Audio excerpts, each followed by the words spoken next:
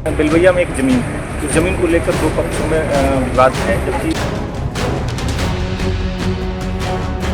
आज हम फिर से एक पक्ष जिसके पक्ष में न्यायालय का फैसला है, उसके द्वारा व्यवस्था नहीं बिगड़ी थी, पहले से वहाँ बल की प्रतिनिधि थी। नमस्कार, आप देख रहे हैं लाइव सिटीज में, हूं आपके साथ अभिनंदन द्विवेदी। देखिए, आए दिन कहीं ना कहीं बिहार में जमीन विवाद को लेकर जो मामले हैं वो सामने आते हैं और ऐसे में जमीन विवाद में अक्सर हमने ये देखा है कि जो मामला है वो हिंसक रूप ले लेता है, आपसी विवाद बढ़ जाती है और कहीं ना कहीं पुलिस का पहुंचना और उसके बाद मामला और तेज हो जाता है। लेकिन इस बार मामला भी कुछ ऐसा ही है, लेकिन इस बीच बचाव में जब पुलिस पहुंची तो पुलिस पे भी हमले हुए हैं और इस पुलिस के हमले को, पूरे प्रकरण को लेकर एसपी ने भी खंडन किया और एसपी ने अपनी बात रखी है।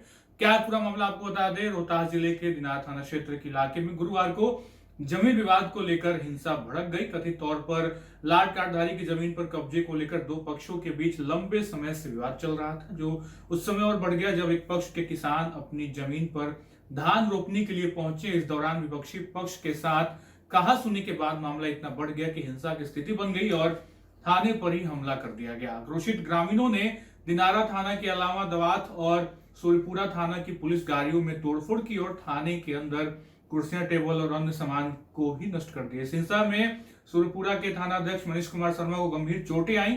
उनके सिर में कई टाके लगे और उन्हें प्राथमिक उपचार के बाद सासाराम से पटना रेफर कर दिया गया। और आपको बता दें, घायल युवक अनीश पासवान के परिजनों के अनुसार हिंसा के दौरान गोलीबारी हुई, जिसमें अनीश पासवान को गोली लगी। उन्हें गंभीर हालत में पटना भेजा गया। वहीं रोहतास पुलिस कप्तान रोशन कुमार ने कहा कि जमीन विवाद को लेकर दो पक्षों के बीच मारपीट हुई। पुलिस जब घटनास्थल पर पहुंची तो वहां मौजूदा अपराधियों ने पथराव शुरू कर दिए। हालांकि एसपी ने गोलीबारी की घटना की पुष्टि नहीं की है। तो कुल मिलाकर एक छोटी सी बात का मामला इतना बड़ा तूल पकड़ लिया। जमीन विवाद का मामला था।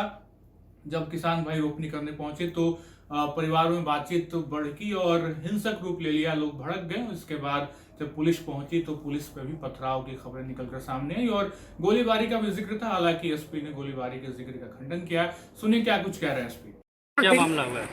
देखिए, मामला है कि बिलवैया में एक ज़मीन है। उस ज़मीन को लेकर दो पक्षों में विवाद है, जबकि ऐसा उसमें माननीय उच्च न्यायालय का फैसला पहले से आ चुका है और ये लोग उसी के खिलाफ अभी तक आगे का कोई आदेश न्यायालय का आया नहीं। इसी बात को लेकर पहले से भी ये लोग कई बार विवाद पैदा करने की कोशिश किए हैं, बिलवैया के ही कुछ लोग। आज जब उसमें से एक पक्ष जिसके पक्ष में न्यायालय का फैसला है, उसके द्वारा स्थिति करने की कोशिश की जा रही थी। विधि व्यवस्था नहीं बिगड़ी, इसलिए पहले से वहाँ बल की प्रतिनिधि थी।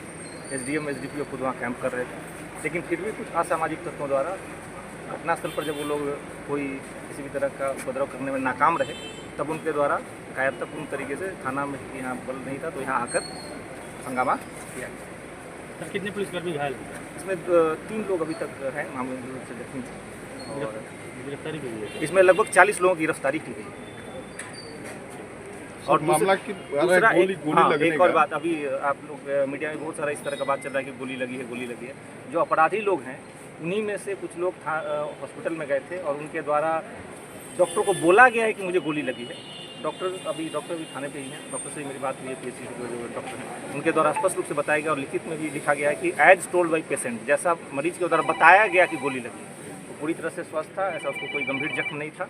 लेकिन उनके द्वारा जानबूझ के इस तरह की बात फैलाई गई है ताकि इस पब्लिक में और मीडिया में असमंजस की स्थिति और जानबूझ के माहौल को और पूरे घटना को दूसरा रूप दिया जा सके। ये सोची समझी साजिश के तहत इस तरह का अफवाह फैलाया गया। अगर उनको गोली लगी उसके संबंध में पुलिस को कोई सूचना नहीं दी गई है, थाना में आकर कोई सूचना नहीं दी गई, इंजरी नहीं कटाया गया है, कहाँ रेफ़र किया गया है, रेफ़र करने वाली भी कोई बात नहीं थी, ज़बरदस्ती दवा बनाकर रेफ़र करवाया गया है। तो इस तरह कई चीज़ें जानबूझकर मीडिया में इस तरह का माहौल बनाया जाता है कि जो ज़मीन का विवाद है, जिसमें अभी तक एक पक्ष के बारे में फैसला आ चुका है, उसको जानबूझकर एक बड़ा विवाद का रूप दिया जा सके। ये सोची समझी साजिश के तहत किया जा रहा है ताकि माहौल को खराब किया जा सके, लेकिन ऐसा होने नहीं दिया जाएगा। इसमें जो लोग भी संलिप्त हैं उनसे लगभग 40 लोगों की गिरफ्तारी की गई है।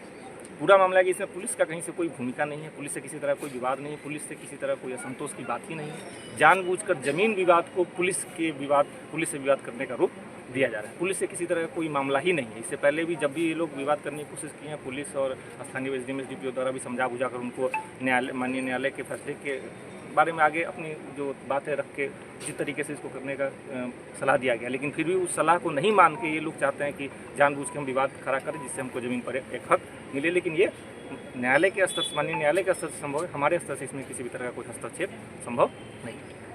सुना आपने, घटना के बाद ग्रामीणों ने पुलिस पर भी पक्षपात होने का आरोप लगा दिया। हालांकि जमकर पथराव भी किया और इस पूरे मामले को लेकर पुलिस ने अपनी बात भी रखी है। पथराव में पुलिस की गाड़ी पूरी तरीके से क्षतिग्रस्त हो गई और अनीस पासवान के परिजनों ने ये भी आरोप लगाया कि पुलिस विपक्षी पक्ष से मिली हुई है और निष्पक्ष कार्रवाई नहीं की जा रही है। तो परिजनों की तरफ से आरोप भी लगाए जा रहे हैं और अपनी बात रखते हुए एसपी ने भी पूरे मामले को लेकर अपनी बातें रखी। आपने एसपी की भी बात सुनी और इस पूरी घटना को जानकारी जब मिली तो इस पूरी घटना की जानकारी के बाद रोहतास एसपी रोशन कुमार भारी पुलिस बल के साथ मौके पर पहुंचे और स्थिति को काबू में लिया। फिलहाल इलाके में तनाव की स्थिति बनी हुई है और पुलिस पूरे मामले को लेकर जांच कर रही है। फिलहाल इस वीडियो में इतना ही। आप बन रहे हैं लाइव सिटीज के साथ। बहुत बहुत शुक्रिया।